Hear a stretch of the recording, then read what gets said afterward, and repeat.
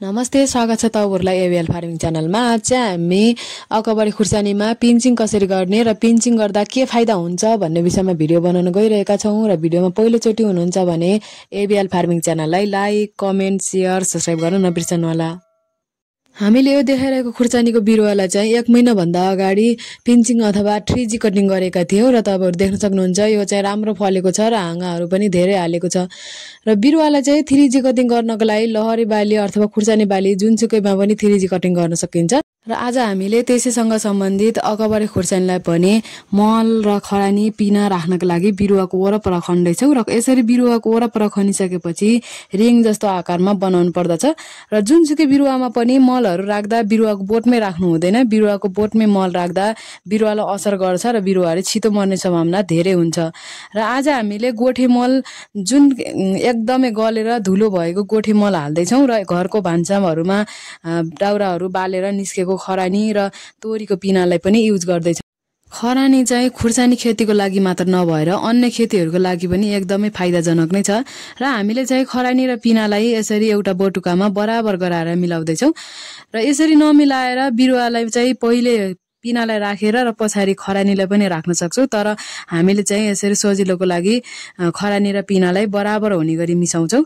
र यसरी खरानी र पिनालाई राख्दाखेरि चाहिँ बिरुवाको नजिकै अथवा बोटमै हाल्नु चाहिँ हुँदैन, किनभने बिरुवामाको बोटमै राख्दाखेरि चाहिँ बिरुवाहरु मर्ने अथवा सुक्ने सम्भावना धेरै हुन्छ। र बिरुवाको 2 देखि 3 इन्चको फरकमा गोलो रिङ जस्तो आकारमा घेरा बनाएर खसाल्नु पर्दछ। र बिरुवामा 1 देखि 2 मुठी खरानी र पिनालाई राख्नुपर्छ। खरानीमा चाहिँ क्याल्सियम, पोटासियम, फस्फोरस जस्ता पौष्टिक तत्वहरु पाइने भएको कारणले बिरुवालाई चाहिँ एकदमै फाइदाजनक नै हुने गर्दछ।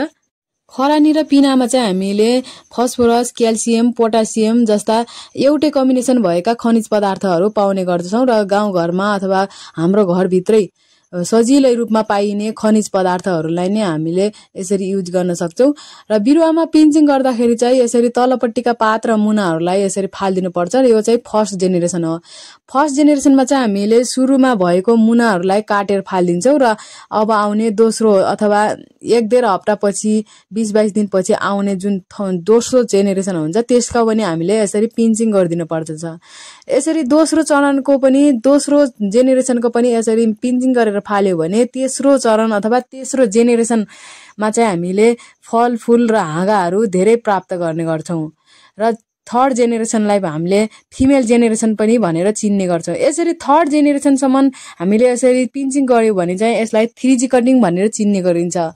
यसरी 3G कटिङ गरियो भने चाहिँ बिरुवामा हाँगाहरु, मुनाहरु अथवा फलफूलहरु पनि धेरै लाग्ने गर्दछ। र यसरी हामीले पातहरु सबै मुनाहरुलाई काटेर फालेर यसरी बिरुवाहरुलाई सफा गरेर राख्यो भने चाहिँ बिरुवाबाट हामीले धेरै नै फाइदा लिन सकिन्छ। र बिरुवामा चाहिँ यसरी मल, खरानी र पिनालाई यसरी राखिसकेपछि यसलाई चाहिँ हल्का हातले चलाइदिनु पर्छ र माटोले पुरिदिनु पर्छ। र तपाईहरुलाई मेरो भिडियो कस्तो लाग्यो? भिडियो मन परेमा लाइक, कमेन्ट, शेयर, सब्स्क्राइब गर्न नबिर्सनु होला। धन्यवाद।